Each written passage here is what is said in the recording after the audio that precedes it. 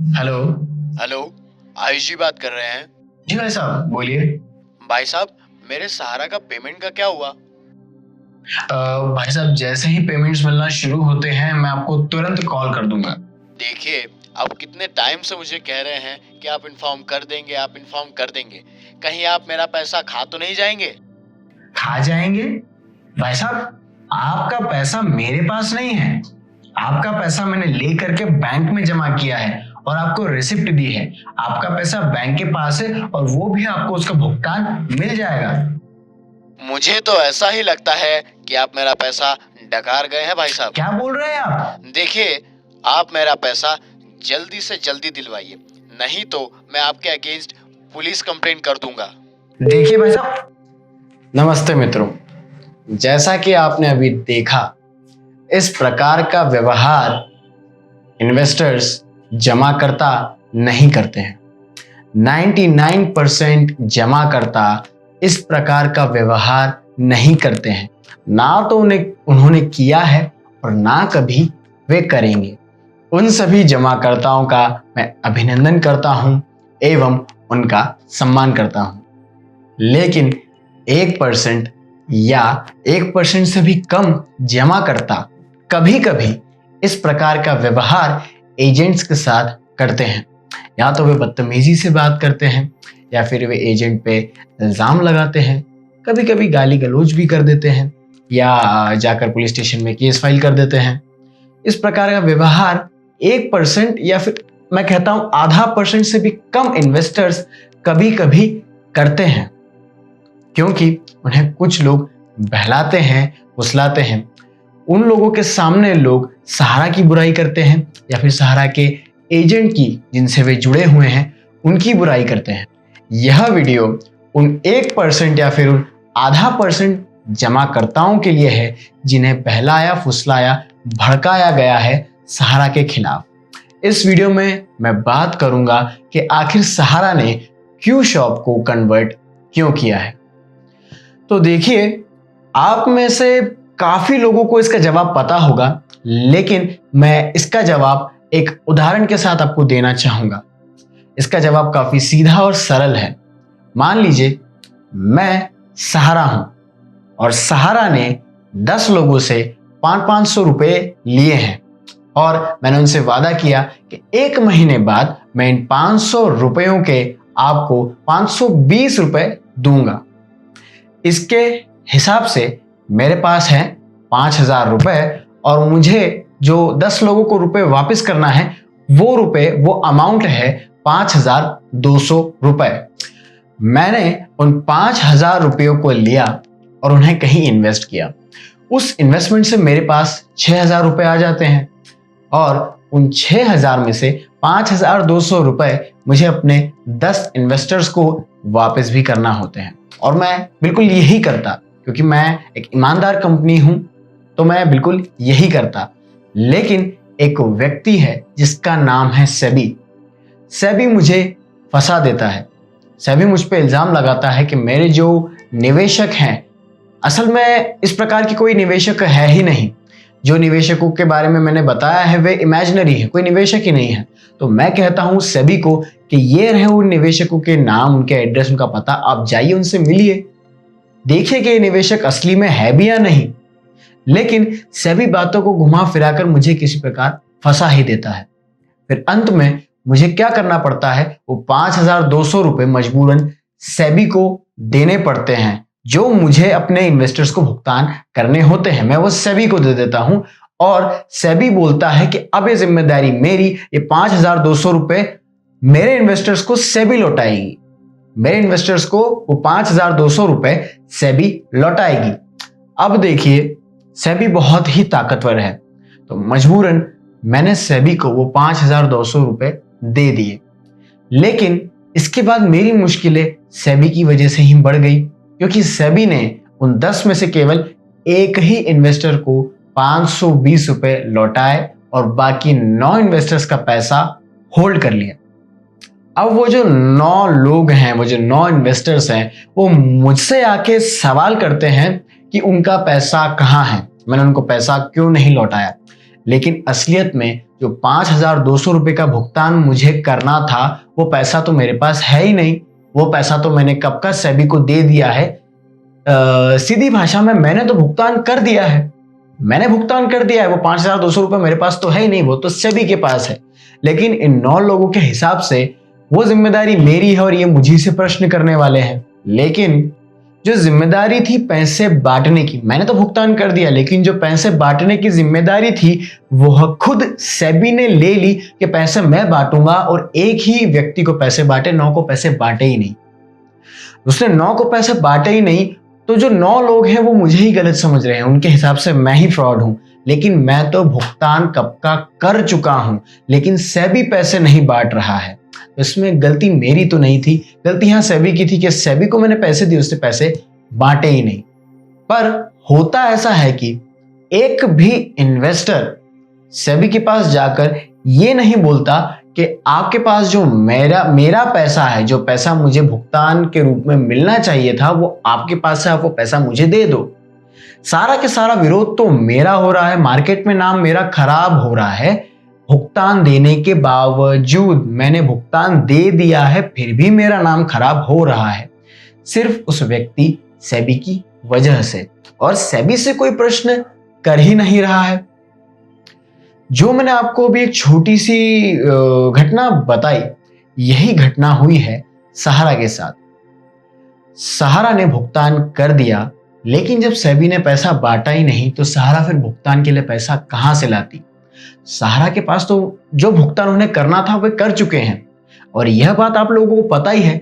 सेबी कभी मना नहीं करती है कि सहारा ने हमें भुगतान, हमारे अकाउंट में पैसा नहीं डाला। सहारा अकाउंट में सहारा ने कभी पैसा नहीं डाला, ऐसा सेबी कभी मना नहीं करती है। यह तो दुनिया को पता है कि सहारा ने 22,000 करोड़ से भी अधिक रुपए सहारा सेबी अकाउंट में डाले हैं। जितने भी निवेशक हैं उन्हें भी इस बारे में पता है, लेकिन फिर सेबी उस पैसे को बांटती क्यों नहीं है। इसका मतलब जब सेबी खुद ये बात मानती है कि हाँ 22,000 करोड़ से भी ज्यादा रुपया सहारा सेबी अकाउंट में सहारा ने डलवा दिया है, तो यह बात आपके सामने भी क्लियर हो जानी चाहिए कि सहारा ने भुगतान दे दिया है।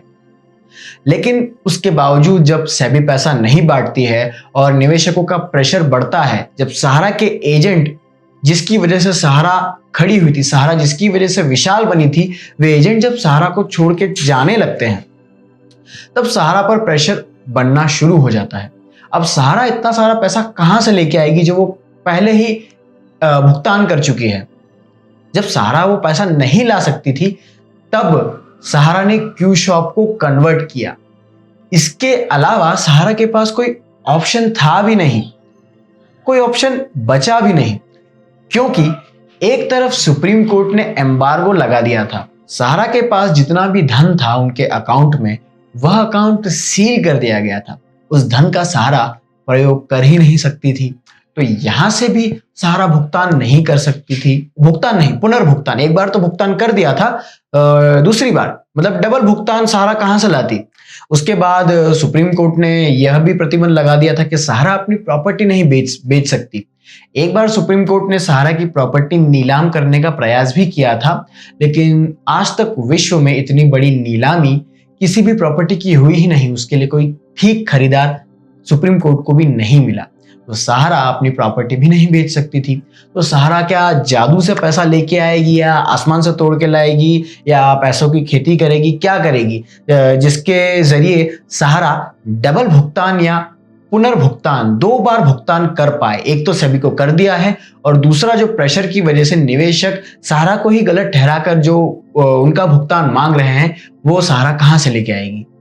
अब एक बात आप लोग यहां पर देखिए, अगर कोई दूसरी कंपनी होती सहारा की जगह, तो हो सकता है वो कंपनी फरार हो जाती, उसका मालिक भाग जाता, या कंपनी अपने हाथ खड़े कर देती कि भाई साहब मेरे पास कोई पैसा नहीं है, आप मेरे पास मत आइए, मैं आपकी कोई मदद नहीं कर सकता।